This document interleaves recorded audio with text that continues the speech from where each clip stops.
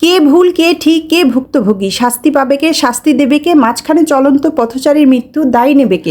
আসসালামু আলাইকুম, সবাইকে ওয়েলকাম জানাচ্ছি আমার আজকের ভিডিওতে। সময় পরিস্থিতি কোনো কিছুই আমাদের অনুকূলে না, তারপরও প্রতিদিন রাতে এই আশায় ঘুমাতে যাই যে কাল একটা সুন্দর সকাল দেখব। মানুষের হুঙ্কার, পুলিশের গুলির শব্দ, টিয়ার গ্যাস আর জ্বালাও পড়ে যেন ক্রমশই কালো হয়ে আসছে আকাশ। আমার অবুঝ মেয়েটা বারবার জিজ্ঞেস করছে, মা দেশে কি মুক্তিযুদ্ধ শুরু হয়ে গেছে? আমার বাসাটা রাস্তার পাশাপাশি হয়, একটু পরপর শোনা যাচ্ছে গোলাগুলির আওয়াজ, লাঠিসোঁটা নিয়ে মানুষের দৌড়াদৌড়ি। টিভিতে সে মুক্তিযুদ্ধ নিয়ে যা দেখেছে তাতে তার মনে হচ্ছে দেশে এখন মুক্তিযুদ্ধ চলছে। এই কয়েকটা দিন কেমন ছিল আমাদের জীবন? চারপাশটা যেন চাপা একটা আতঙ্ক দিয়ে ঢাকা ছিল। বারবার জানালার বারান্দা দিয়ে উকি দিচ্ছি কি হচ্ছে বোঝার জন্য। মাঝে মধ্যে আকাশে তাকালে বোঝা যাচ্ছে কোথাও লাগানো আগুনে কালো হয়ে গেছে অনেকটা আকাশ। দিন শেষ হয়ে সন্ধে নামতেই যেন সব ধৈর্যের বাঁধ ভেঙে গেল, সবাই মিলে যেন যুদ্ধে নেমে গেল। রাত 10টার দিকে দেখি উষ্টিকা খুব কাশছে। লাস্ট 2 দিন আইসক্রিম খাওয়ার ফল এটা। ভাবলাম এখন যদি কাশির ওষুধটা না খাওয়ায় তাহলে সারা রাত আর ঘুমাতে পারবে না উষ্টিকা। তাই বুকে সাহস জমিয়ে নিচে গেলাম ওষুধ কেনার জন্য, যদিও জানি না ওষুধের দোকান খোলা পাবো কিনা। নিচে নামতেই মনে হলো রাত 10টার ঢাকা শহর এটা না, মনে হচ্ছে যেন শেষ রাত। রাস্তায় হাতে গোনা কয়েকজন লোক, সবার চোখে মুখে যেন আতঙ্কে ভরা। আবার এর মধ্যে কয়েকজনকে দেখলাম ল্যাপটপ, কম্পিউটার সহ নানা জিনিসপত্র রিক্সা ভরে নিয়ে যাচ্ছে। বুঝলাম এই অস্থিতিশীল পরিবেশে এরা লুটতরাজ চালাচ্ছে। ফার্মেসি থেকে ওষুধ নিয়ে ফেরার পথে দেখি একটা রিক্সাওয়ালা সামনে এসে দাঁড়ালো। তার সারা শরীরে তাজা রক্তের দাগ। 2-1 উৎসুক জনতা জানতে চাইলো কি হয়েছে। রিক্সাওয়ালা বলল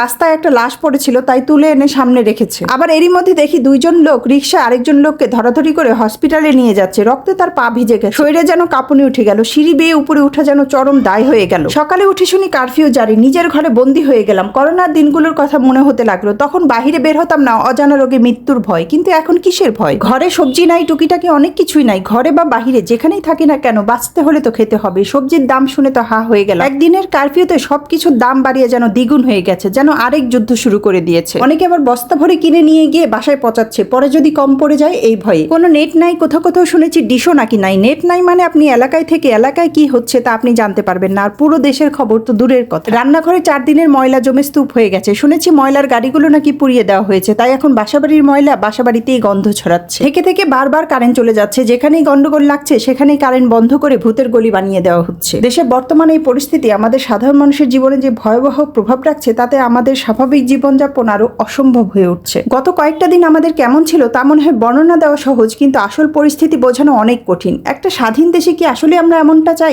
আমরা বাংলাদেশি, যেখানে অধিকাংশ মানুষ নিম্নবিত্ত, মধ্যবিত্ত, যাদের কাছে প্রতিটা দিন পরিবারের মানুষের মুখে খাবার জোগাড় করাই একটা যুদ্ধ। সে দেশের এই মানুষগুলো এই অনাকাঙ্ক্ষিত যুদ্ধগুলো কিভাবে মোকাবেলা করবে, আর কেনই বা করবে? 2 দিন পর পর এক একটা রাজনৈতিক ইস্যু কেনই বা তাদের স্বাভাবিক জীবনগুলো তছনছ করে দিবে? যাই হোক, প্রশ্ন করলে তো কত প্রশ্নই মনে আসে, কিন্তু উত্তরটা দিবে কে? পুরো ভিডিওটি দেখার জন্য এবং এতক্ষণ সাথে থাকার জন্য সবাইকে ধন্যবাদ। কথা হবে নতুন কোনো ভিডিওতে, সে পর্যন্ত ভালো থাকবেন সবাই। আল্লাহ হাফেজ।